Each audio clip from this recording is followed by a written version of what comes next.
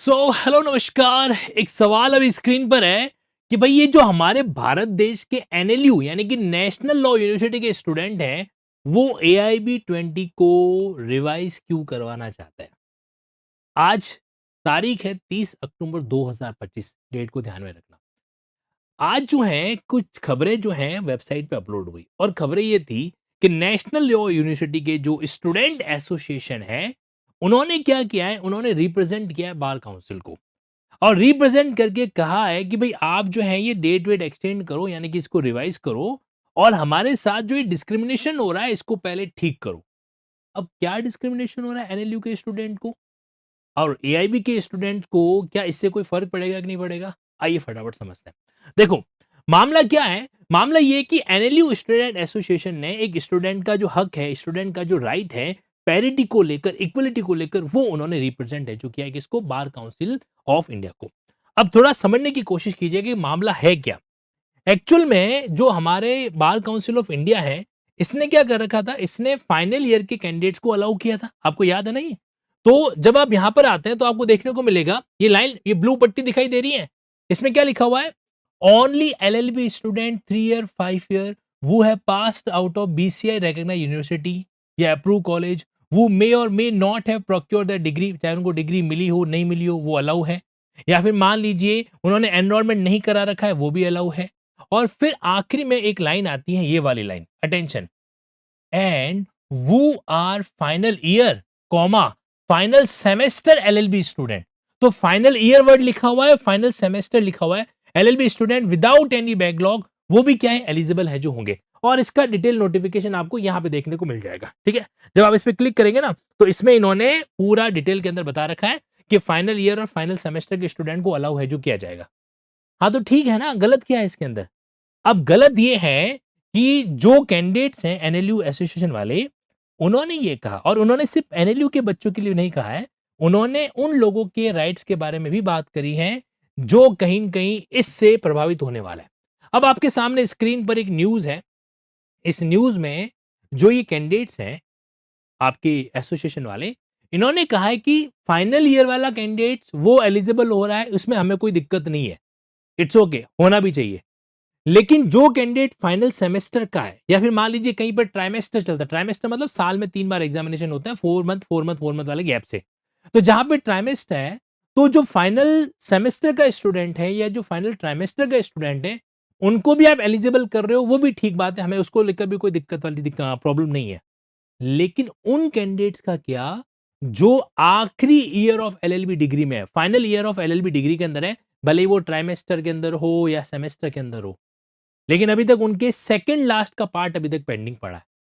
उनको तो आपने एलिजिबल किया नहीं। नहीं आया समझ में? आइए समझाता हूँ। देखो, यहाँ पर इस डायग्राम को फोकस कीजिएगा। एक्चुअल में क्या है कि एक शब्द है फाइनल फेज। Final phase.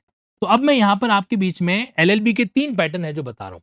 या तो 3 साल वाली एलएलबी होती है और या फिर 5 साल वाली एलएलबी है जो होती है। अब 3 साल वाली जो एलएलबी है, उसके 2 पैटर्न यहाँ पर हो गए। 2 क्या, इनफैक्ट 3 पैटर्न हो गए। मान लीजिए एक होता है ईयरली पैटर्न, एक होता है सेमेस्टर पैटर्न और एक होता है ट्राइमेस्टर पैटर्न। ठीक? तो अब जो ईयरली है उसमें तो क्या है कि थर्ड ईयर के अंदर जो भी कैंडिडेट्स है, थर्ड ईयर, तो सेकंड ईयर आपने पास कर दिया, थर्ड ईयर के अंदर है। जैसे मान लो इन तीनों कैंडिडेट ने 2011 में ज्वाइन किया। कब ज्वाइन किया? 2011 से लेकर 2014, ये इनका एकेडमिक सेशन है। अच्छा, लेटेस्ट वाला एग्जांपल लेते हैं ना, ठीक है। तो लेटेस्ट वाला एग्जांपल ले लेते हैं। मान लीजिए कि इन्होंने 2021 में ज्वाइन कर रखा है और 2024 में इनका एलएलबी। अब यहाँ पे 2021-22 वाला सेशन और 2024-25 वाला सेशन, ठीक है, ये सपोज करो होना चाहिए। अब हुआ ये कि अब इस कैंडिडेट्स ने, जब ये कैंडिडेट यहां पर आता है तो इसका सेशन कौन सा चल रहा है? 2024-25 है जो चल रहा है।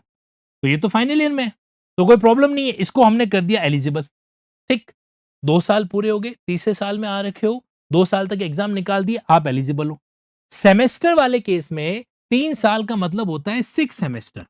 ठीक है, अब 6 सेमेस्टर में पहले साल इनके सेमेस्टर होते हैं 1 और 2, दूसरे साल इनके सेमेस्टर होते हैं 3 और 4, और तीसरे साल इनके सेमेस्टर होते हैं 5 और 6। लेकिन हम एलिजिबल किसको कर रहे हैं? एलिजिबल सिर्फ इसको कर रहे हैं, ये एलिजिबल नहीं है, जबकि ये भी तीसरे साल में। अगर ये मान लो दो भाई, एक एनुअल में गया और एक सेमेस्टर में गया, तो एनुअल वाले भाई को तो हमने अलाउ कर दिया, लेकिन सेमेस्टर वाले इस बंदे का क्या, इसको हमने क्या कर दिया, डिस अलाउ कर दिया। तो इस बंदे को प्रॉब्लम है, पहला क्वेश्चन मार्क। ठीक है, और आगे देखिए ट्राइमेस्टर सिस्टम में क्या होता है। ट्राइमेस्टर सिस्टम के अंदर जैसे मान लो कि आपका फर्स्ट ईयर, सेकेंड ईयर और थर्ड ईयर, तो ट्राइमेस्टर सिस्टम के अंदर फर्स्ट ईयर यानी के अंदर पहला, दूसरा और तीसरा ट्राइमेस्टर, फिर आपके फोर्थ, फिफ्थ और सिक्स ट्राइमेस्टर, और फिर आपके सेवंथ, एट्थ और नाइन्थ ट्राइमेस्टर, यानी कि टोटल 9 ट्राइमेस्टर है जो हो गए। अब नोटिफिकेशन के अकॉर्डिंग ये जो 9th सेमेस्टर का व्यक्ति है ये अलाउ है, लेकिन इन दोनों का क्या, 8th वाले का, 7th वाले का चलो फिर भी इग्नोर कर लो, लेकिन 8th वाले का क्या, तो इसका मामला क्वेश्चन मार्क के अंदर है ना। तो अब प्रॉब्लम क्या हो रही है कि आप एलएलबी 3 साल की करा रहे हो कोई बात नहीं, लेकिन जहां पे सेमेस्टर सिस्टम है उसमें ये इन कैंडिडेट्स को नुकसान हो रहा है। अच्छा वो भी कब, जब एग्जाम सब कुछ टाइम पे हो रहे हैं। तो कई बार ऐसा होता है कि फोर्थ सेमेस्टर का आपने एग्जाम दे रखा है, रिजल्ट अभी तक आना है, फिफ्थ सेमेस्टर का भी एग्जाम दे दिया और बोला कि चलो सिक्स सेमेस्टर की क्लासेस आप अटेंड करना शुरू कर दो, और फोर्थ सेमेस्टर का रिजल्ट अभी तक पेंडिंग है। कई बार होता है कुछ यूनिवर्सिटीज के अंदर, है ना। Now understand. तो ऐसे केस में ये भी कब हो रहा है, जब सब कुछ टाइम पे चल रहा है तो, और जब सब कुछ टाइम पे नहीं चल रहा है तो यहाँ पे गड़बड़ हो जाएगा, इन कैंडिडेट्स को नुकसान और इन दोनों कैंडिडेट्स को नुकसान। और एनएलयू के अंदर तो सिस्टम भी हमारा सेमेस्टर है, एनएलयू में आपका वो एनुअल सिस्टम तो चलता ही नहीं है, तो ये प्रॉब्लम।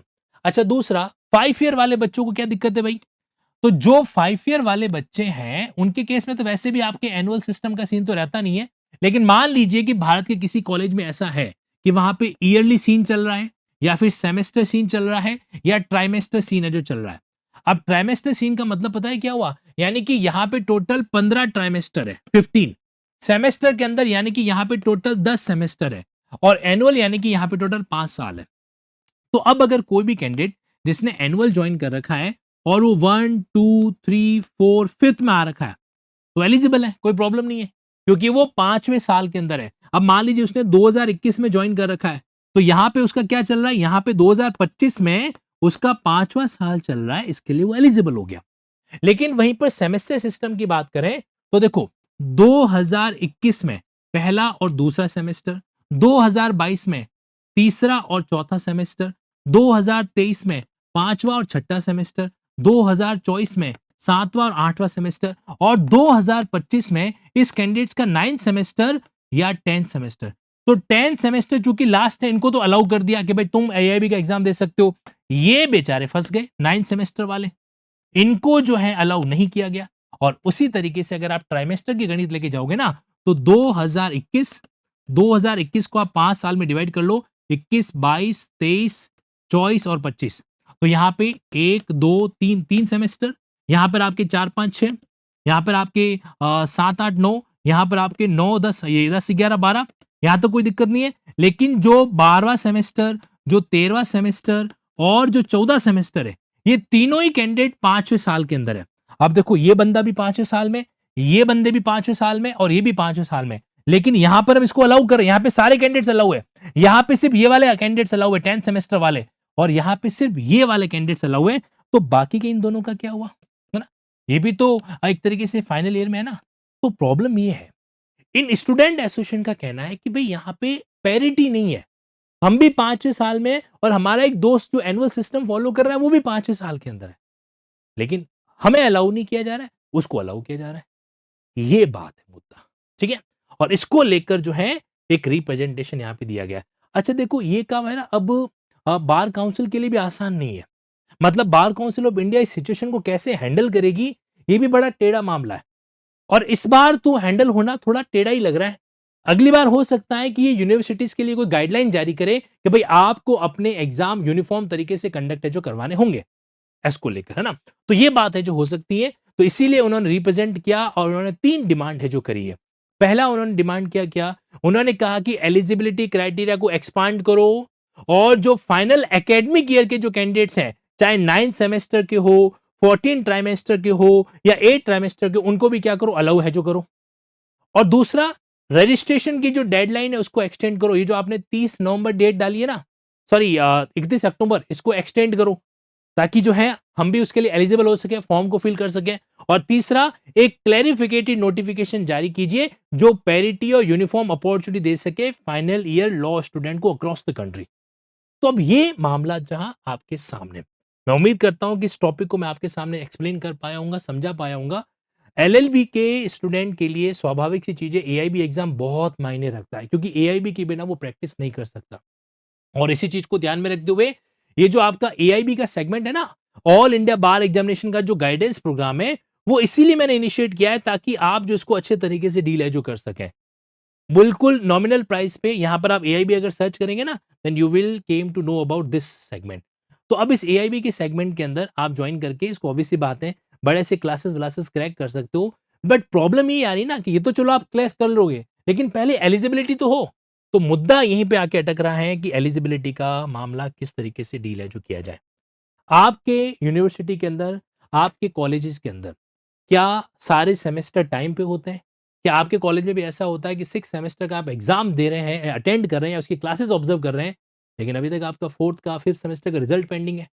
तो मुझे कमेंट बॉक्स में जरूर बताइएगा। यानी कि जो भी आपके एलएलबी को लेकर इरेगुलरिटी आपके कॉलेज में हो रही है ना, तो बिना बल्कि आपको कॉलेज का नाम नहीं लिखना है, मत लिखो। यूनिवर्सिटी का नाम लिख सकते हो तो वही लिख दो। लेकिन कमेंट बॉक्स में बताओ कि क्या प्रॉब्लम है, ताकि सारे स्टूडेंट इस बात को ऑब्जर्व है जो कर सके। और जो पहल यहाँ पे एनएलयू के स्टूडेंट एसोसिएशन दिखाई है, डेफिनेटली वो तारीफ काबिल है। बट पॉइंट यही है कि क्या इस एआईबी 20 एग्जाम में इसका कुछ प्रभाव देखने को मिल सकता है, जब सारी तैयारियां हो चुकी हैं।